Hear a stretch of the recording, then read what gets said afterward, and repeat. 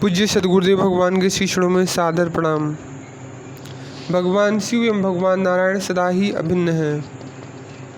आराधकों की रुचि एवं अधिकार भेद से उन्हें अभिष्ट आराध्य रूप का अवलंबन देने के लिए वे एक सच्चिदानंद घन ही नित्य मंगलमय दो रूपों में स्थित हैं।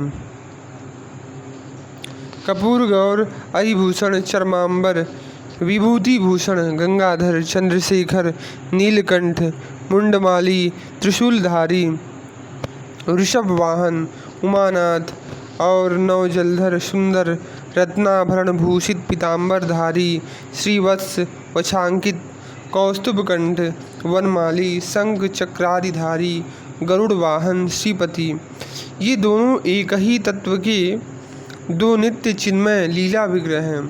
इनमें से किसी में भेद बुद्धि करने वाला किसी एक का आराधक हो तो वह अपनी भेद बुद्धि से अपने ही आराध्य का अपमान कर रहा है,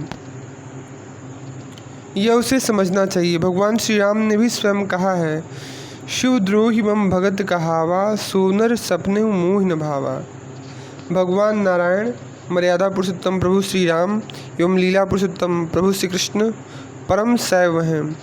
भगवान विष्णु ने शंकर जी की पूजा में हजारों कमल चढ़ाने का संकल्प किया और जब उनमें एक कमल घट गया तब अपना कमल रूपी नेत्र ही चढ़ा दिया। भगवान श्री राम ने रामेश्वर लिंग की स्थापना की। श्री कृष्णचंद्र ने भगवान शंकर की आराधना करके स्वामी कार्तिक को ही महारानी जामवंती के पुत्र सांब के रूप में प्राप्त किया। इसी प्रकार भगवान शंकर भी परम वैष्णव हैं। वैष्णवानाम यथा शंभु। द्वादश भागवता आचार्यों में शंकर जी प्रमुख हैं। द्वादश महाभागवत हैं जिनमें भगवान शिव भी हैं। द्वादश भागवताचार्यों में शंकर जी प्रमुख हैं। उन भोले बाबा को निरंतर राम नाम जप तथा भगवान श्रीहरि के चिंतन के अलावा और कोई कार्य ही नहीं है। अपने अभिमुक्त धाम काशीपुरी में मरने वाले प्रत्येक प्राणी को राम इस तारक मंत्र का उपदेश करते हैं और उसको मुक्त कर देते हैं। श्री वल्लभाचार्य का पुष्टि मार्ग शुद्धाद्वैत वैष्णव संप्रदाय में मूल भगवान शंकर से ही प्रवर्तित हुआ है। अनेक अन्य वैष्णव आराधना ग्रंथ एवं ऐसी उपासना परंपराएं हैं जिनकी आदि आचार्य भगवान शिव हैं।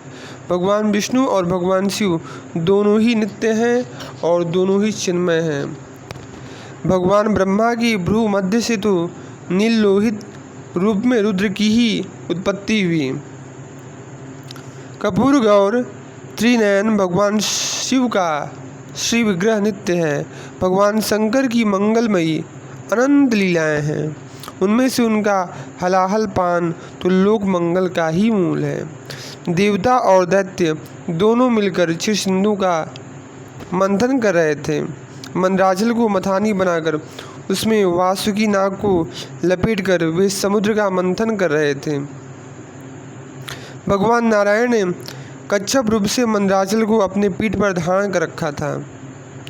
जब देवता और दैत्य थक गए और कोई परिणाम न निकला तब स्वयं भगवान विष्णु अपने हाथों में वासुकी का सिर तथा उसकी पूंछ पकड़कर समुद्र मंथन करने लगे। अमृत पाने के इस प्रयास में पहले समुद्र से घोर हलाहल विष निकला। भगवान विष्णु तथा सभी देवता समुद्र मंथन में लगे थे। प्रजापतिगण ने देखा कि हलाहल संसार में व्यापक होता जा रहा है और उसकी ज्वाला से संसार के जीव नष्ट हो रहे हैं। प्रजा की रक्षा का उत्तरदायित्व प्रजापतिगण पर है। वे लोग दूसरा कोई रक्षक न देखकर भगवान शिव की शरण में गए और स्तुति करके उन्होंने आशुतोष को प्रसन्न किया। भगवान विश्वनाथ ने विष से आर्त एवं पीड़ित जीवों को देखा और उन दयामय प्रभु ने भवानी से कहा, देवी ये बेचारे प्राणी बड़े ही व्याकुल हैं। ये प्राण बचाने की इच्छा से मेरी शरण में आए हैं। मेरा परम कर्तव्य है कि मैं इन्हें निर्भय करूं, क्योंकि जो समर्थ हैं उनकी सामर्थ्य का उद्देश्य ही यह है कि वे दिनों का पालन करें। साधु जन अपने क्षणभंगुर जीवन की बलि देकर प्राणियों की रक्षा करते हैं। कल्याणी, जो पुरुष प्राणियों पर कृपा करते हैं उससे सर्वात्मा भगवान विष्णु प्रसन्न होते हैं, और जिस पर वे श्रीहरि संतुष्ट होते हैं उससे मैं तथा समस्त संसार भी प्रसन्न होता है। महाशक्ति को अपने आराध्य की अनुकंपा में बाधा तो देनी नहीं थी। उन ममतामयी को भगवान विश्वनाथ का प्रभाव सर्वथा ज्ञात था।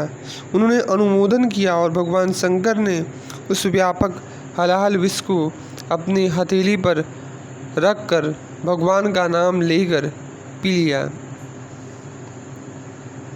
शंकर जी ने उस विष को अपने कंठ में रख लिया। इससे उनके कंठ का उज्ज्वल वर्ण नीला हो गया। भगवान शिव की कंठ की वह नीलिमा विश्व मंगल का उज्ज्वल पदक है। वह उन विश्वनाथ की मूर्तिमती कृपा ही है जो उनको भूषित करती है। उन नीलकंठ प्रभु की पावन पद पंकज की महिमा अतुलनीय है।